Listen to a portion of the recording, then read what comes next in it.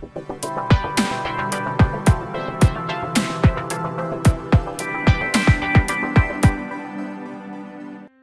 तालुक्यात प्रथमच जामरुग भक्ताची वाडी विभागात सह्याद्री नवतरुण मित्र मंडळ यांच्या वतीने प्रसाददादा थोरवे चषकाची मोठी स्पर्धा आयोजित करण्यात आली होती। या स्पर्धेत अनेक आदिवासी खेळाडूंनी सहभाग नोंदवला होता। अनेक खेळाडू या स्पर्धेच्या माध्यमातून उत्तेजक बक्षीसपात्र खेळाडू झाले आहेत। या स्पर्धेत धोत्रेवाडी संघ प्रथम विजेता ठरला असून जांभूळवाडी संघ उपविजेता ठरला आहे। तसेच तृतीय क्रमांक आंबिवली आणि चतुर्थ क्रमांक मेचकरवाडी संघ ठरला आहे। उत्तेजक बक्षीस बेस्ट फलंदाज रोहिदास पारधी आणि बेस्ट गोलंदाज किरण गावंडा यांना देण्यात आले।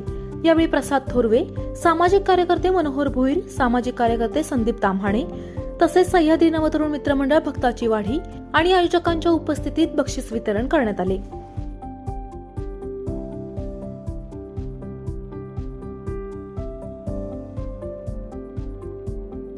कर्जत लाईव्ह साठी मोतीराम पाटील, कशेळे।